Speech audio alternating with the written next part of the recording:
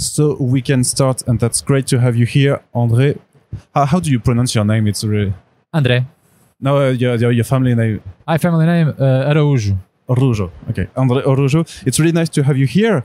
So I'm always starting by a very large, broad question. Could you just introduce yourself a little bit and tell us how did you start into the comics industry? Were you a comic book reader when you were young and stuff like that? Well, yeah, I always read comics. I always drew them as well when I was a kid. Ever since I can remember, so before I could actually read, my mom would read me the balloons, for example, on those old comics from Disney, Donald Duck, and all of that. I read everything when I was a kid. Lucky Luck, Asterix, then everything Moebius, Blueberry, then lots of Marvel comics as well. So I've always been ingrained into comics, and I found manga, Ghost in the Shell, Akira, all of that stuff when I was a teenager. It blew my mind, and it changed everything for me. And but because I'm from Portugal, so a small country, I was born in 1985, so like social media, for example, was not really a thing when I went to college. So there was no clear path that I could take to become a comic creator, which is what I wanted to do. So you didn't take any art classes? I'm an architect. Oh, okay. Yeah, I graduated as an architect, and I worked for a year as an architect. But when I was finishing the degree, like Twitter was blowing up, for example. So I got to know a number of editors and artists through there. And I started seeing that something that seemed to be very distant, all of a sudden was very close, you know. And luckily for me, when I finished my degree in architecture, CB Cebulski was in Portugal for Comic-Con there. So I met him, I showed him my work, and he liked it enough to give me his email address. It was pretty shitty, the work at the time, but it was, I think, interesting enough for him to give me his email address. And that's basically how it started. I still worked for a year as an architect, but I already wanted to do comics more than anything at that point, so I kept drawing stuff, creating stories, drawing samples to show Marvel, and to try to evolve as well myself as an artist, because I knew that I wasn't good enough, mostly because of my degree in architecture. You learn to be very self-critical about your work, so that helped a lot to make the process of becoming an actual competent comic artist much faster than if I didn't have that self-critical skills. And then I started my professional career at Marvel. And just a basic introduction about me, I worked at Marvel for a few years, where I drew basically everything there, all superheroes that you can think of. But my main interest was always created on comics. So when I was there, I took a couple of leaves to write and draw a book called Man Plus. Then I drew and created a book with Alex Scott called Generation Gone. And then finally, I started working just on created on comics with Brian Bendis and Rick Remender on Phenomena and Righteous Third for Vengeance.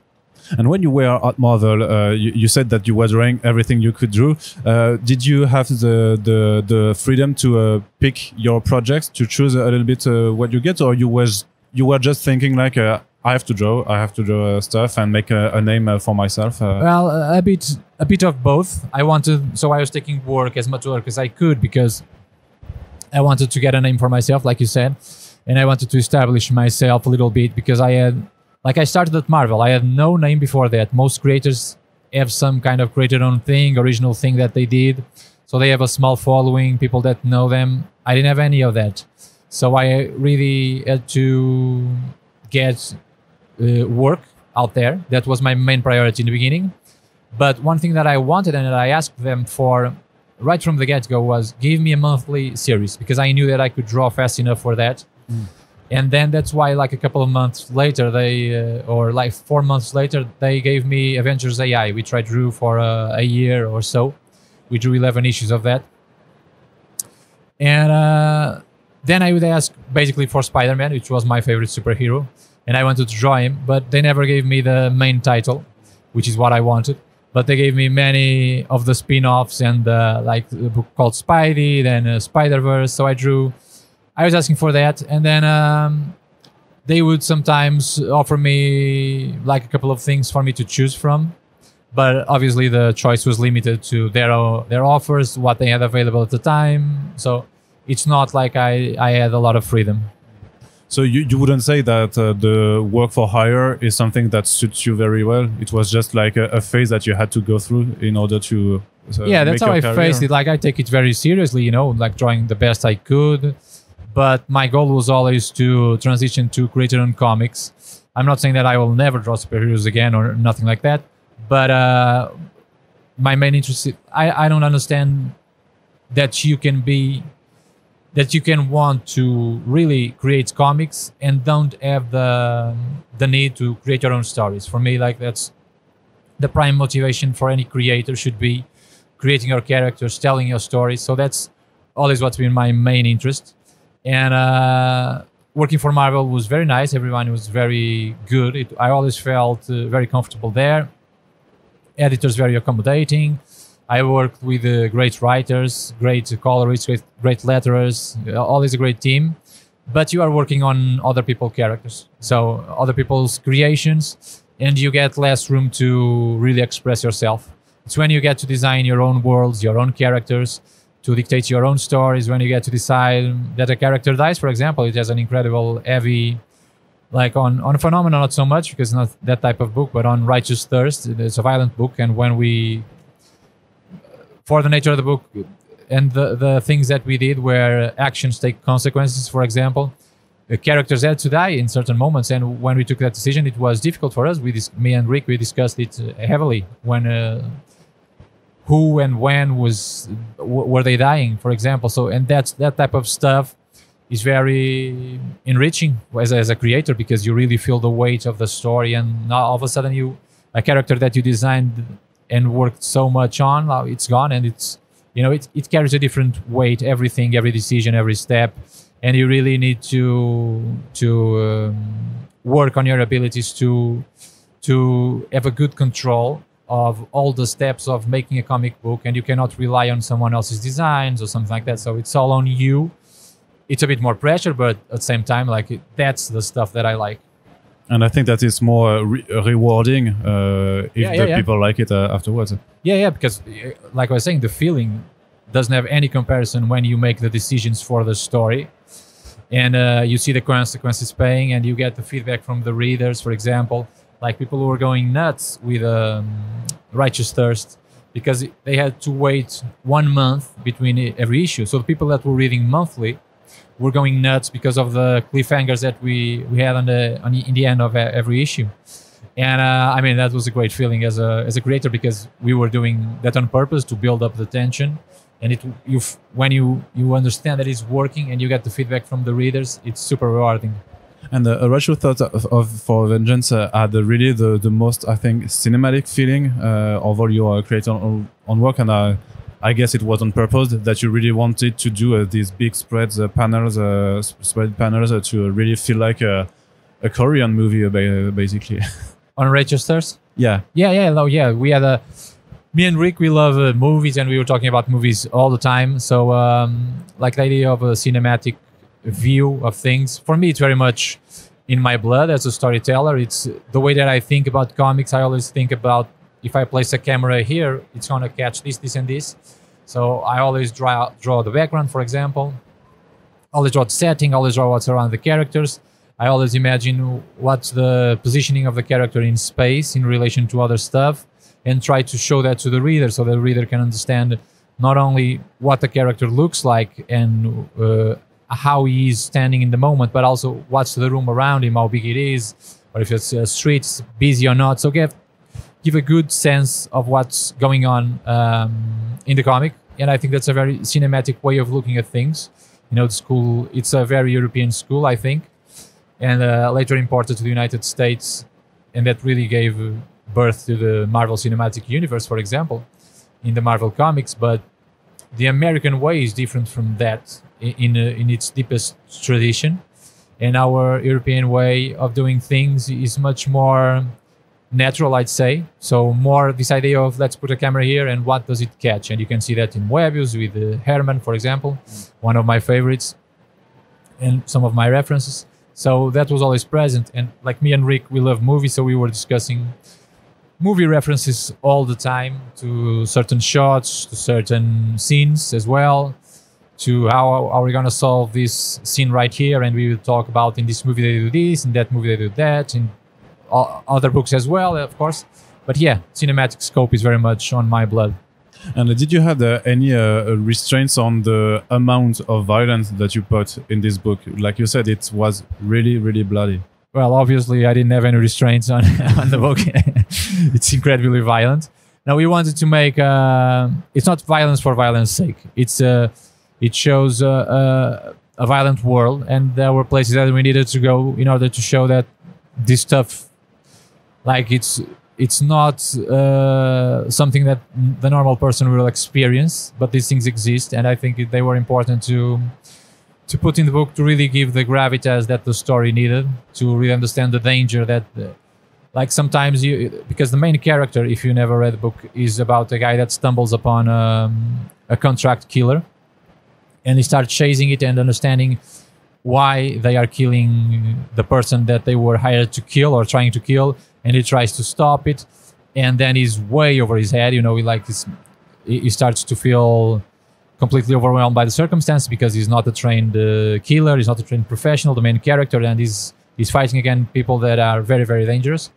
And so to show that, like I said before, we always wanted to make sure that our actions have consequences, otherwise the story doesn't have weight. So if you are caught in that type of world, you're going to have consequences, and it's going to be very painful, and it's going to be awful, and there is enormous violence to come and to pay for what he was trying to do, which was the right thing. And so we had to show it, and we had no restraints. We discussed what we were going to do. And like when Rick told me, like, are you okay drawing this? And I said, yeah. And I explained exactly what I was going to draw to make sure that he was comfortable with I was about to draw as well. And some pages were a bit painful to draw. There's a torture scene in particular, like on issue 8, I think, that it was quite harrowing. But funnily enough, that was not the hardest thing for me to draw. The hardest thing for me to draw was the kid, because there is a kid that is in danger. Mm-hmm. Like the kid, we are, I think, sensible to that. Violence with children is not something that's very interesting to watch, or I think you should stay away from something like that unless the story is really about something like that. So the kid is not under violence of any sort, but he's in danger, and you feel that. And I think because he's so defenseless, it was the hardest thing to draw, was that sometimes the lonely kid being chased or something like that. Mm-hmm. How do you get into contact with the writers for your creator-owned projects, from Alex Scott to Rick to Brian Bendis? Well, most of this stuff also actually came from Twitter for me, now named X. So Twitter does a lot of good sometimes. Twitter for me was essential in my career, actually, I can say. Okay. Like, for example, Rick Remender and I have been in touch for a few years, or were in touch for a few years, planning on doing something together. Like, I think it was in around 2015 or 16 that I was following him on Twitter, of course. I was already a professional, and he followed me. And I remember that I sent him a message saying, hey, I really love your stuff. Because I would always take advantage of when people that I loved would follow me, like writers that I wanted to work with. I will always reach out to them, direct message, because you can do that if you follow each other. So I messaged him and I showed him some of my creator-owned stuff, because I have a lot of stories that I never printed, that I never did. I was trying to get those done. And I showed him that stuff, and we started talking about doing something together, because he enjoyed the stuff that he saw. And that was the Kickstarter of what would be Righteous Search for Vengeance. And we were supposed to do something like in 18 or 19, but then he was doing Deadly Class. So, he got trapped into the Deadly Class, the TV show. So he was doing comics and the TV show on top, and he couldn't add another one. So that's why I did, for example, Phenomena. And it was Brian reached out to Twitter as well, because he wanted me to do a segment of the Millennium, which was the thing that he was going to use to launch Legion of Superheroes. And he did a couple of issues called Millennium, Legion of Superheroes, and I did... each issue had a segment drawn by a big name, and I'm not sure why he chose me to draw one of them, because I had never worked for DC at that point. And it was through Twitter as well. Alex Scott contacted me through Tumblr, I think, back in the day. And so I did a lot of social networking through social media, because that's really, like, I live in Portugal, so it's hard to go to the US for shows. It's very expensive. I went to New York Comic Con right in the first year of me that I was working as a professional, where I met some people and get some contacts that still pay off to this day. I went back there twice more, in 14 and 19. But yeah, and I made some contacts there. But funnily enough, most of the stuff came from the online ability that you have to reach out to people. Okay, so speaking a little bit about Phenomena, so we know that it's going to be published in French. We can't say by who for now, but still, this is a book where you have to create a whole new world, because compared to Thirst for Vengeance or even A Generation Gun, where you were on Earth, this is totally new. How did you make it with Brian Bendis? Well, this had an interesting process, because unlike most of this stuff, which usually comes with a writer coming to you and say, hey, I have a great idea that I think you're going to be great for, and they explain it to you, and then you say yes or no. In this case, we wanted to work together, but we didn't know what. So we did that Millennium segment. We really liked it, and we decided to do something else. And he asked me, you want to work at DC, Batman, Superman? And I said, no, I don't want to do any of that, because I've been working on superheroes for a bit. So like, it's more superheroes. And I prefer to do something original. So we started thinking about what to do. And then eventually Brian saw all of my unpublished created on stuff. And he said, oh, you have such a great imagination. Maybe we can use all of this together. And I said, what do you mean? And then he said, let's create something absolutely brand new. And then he gave me a tagline, a couple of lines. And he said, he was trying to explain what he wanted, but we couldn't get to a particular place. So I said, okay, let me just, with the tagline, create a few characters and a few places, like conceptual artwork, for a movie or a script that simply at the time did not exist. So I started drawing characters and places. I did like 40 pieces of artwork. So for a story that still didn't exist. And my only concern was that we were respecting the tagline that he wrote, so that everything could aggregate around something, and visually that it felt it belonged together. So like this post-apocalyptic science fiction thing, but at the same time with a fantasy touch. So that combination of things to be very fantastical and feeling very adventurous without feeling very violent, for example. We found ourselves suddenly going through and he started writing stuff based on those drawings that I did. And we felt ourselves going through this all-age kind of feeling thing and I was very much inspired by Japanese RPGs, for example, Final Fantasy, Dragon Quest. Nier Automata, maybe, or not? No, not yet at the time. No? Okay. Not yet at the time. It really looks like a Nier. Yeah. Okay. Funnily enough. But a lot of Japanese reference, for example, that Brian doesn't have, and I do. So the funny thing for this is that he's bringing all of his influences from stuff like Star Wars and Indiana Jones, which I love as well. But then I'm coming in with a lot of video game type of artwork based stuff, and the idea of these characters and this feeling of this world that's like almost like an RPG that you could play through and be involved in combats here and there, like that type of feeling. So we are fusing our own influences. His stuff comes from the 70s, for example, from the 80s. My stuff comes from the 90s, the 2000s, so I'm a bit younger than him. And what we do basically is, like, I did all of the designs without him saying much, and then he goes and writes a story, a plot, without me saying much, and then that stuff comes back to me, and I work on layouts, and I show him that, like, okay, I'd like to change this, this, and this, and I show him on layouts, on thumbnails, what it would look like. And so we go, it's like a ping pong match back and forth between me and him, where we have total creative freedom. And unless one of us is not really comfortable with something, like I don't want to draw that. For example, he asked me once to draw a character with a dog, but then I thought that for the scene it was too much, so I scrapped the dog and just the character. Things like that.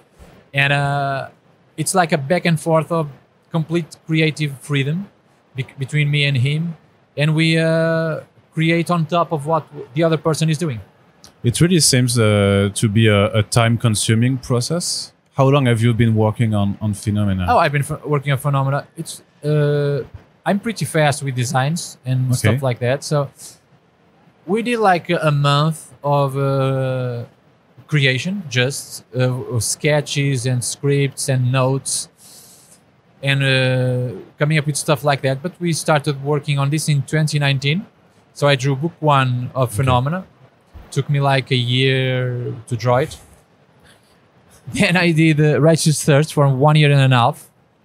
And then I was back in Phenomena since, well, it's a year now, basically, almost. Yeah, a year now. I've been drawing Phenomena and I already drew book 2. And now we are drawing book 3, for example. So I do, like, to save time, we are about to enter a new place on Phenomena book 3, for example, right now. And Brian, before writing the next bit, wants to see what I'm coming up with. But instead of me drawing a separate design and showing him, I'm going to show him already on thumbnails, for example. So design, you know, I merge these steps together sometimes just to save some time for me. And a lot of stuff is created on the moment, on the spot, because that's also related to the plot of the book. Like this complete freedom of imagination has a lot to do with that, with what the story is about. Okay, you mentioned the Japanese influences, and we can see it just in the drawings because it's in black and white, and you use the dots for for the gray textures. Yeah. Was it also a creative decision from the start? Wait. Yeah, it was. Also, it was actually it was Brian's suggestion. I always wanted to do a black and white book. I tried to do with Man Plus, but the publisher didn't want, and. Then Brian suggested it to me because all the stuff that he saw from me that wasn't published was in black and white. So he thought that it looked so cool and so visual that he proposed it to me.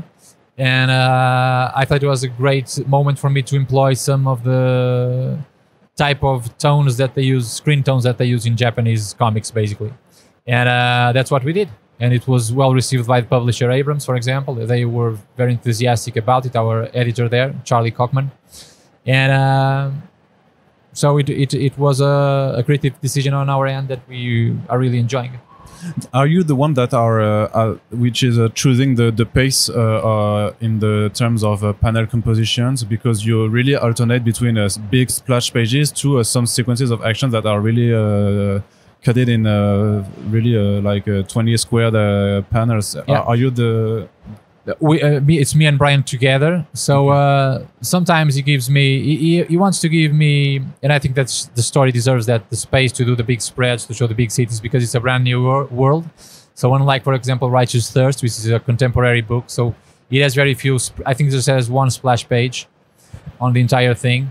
This one deserves that stuff. And he writes it in a certain way, and then I go in, and it's breakdown in panels usually.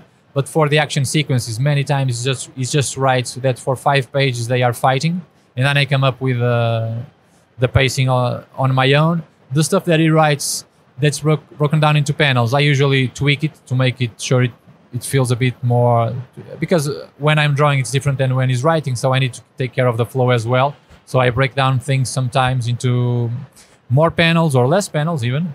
So it depends really on the flow of the scene. So it's I choose it based on the scene itself, what I feel the scene needs in terms of pacing, and then I show it to him on the thumbnails for him to see. And if there's any change, usually there is, that he wants to make, it's fine. Okay, what can we hope for the second book, which will be out? I don't know. Soon? Yeah, like in a few months it should be out. So. The second book, it's like where we are deepening the story, the relationship between the 3 main characters. So that's Bolden, Spike, and Mathilde. And we retain the type of adventure that you can read on the first book. It's a bit more focused on one place, which is London. It's a new version of London, obviously in our world, but you will recognize the English city there. And it goes to a very English type of story sometimes. So we changed the tone a little bit there, and it's very much about Mathilde, this book, and it sets the third book that we are making right now. That is where we will solve the mystery of what the phenomena really is. Okay, thank you very much, André. Thank you very much.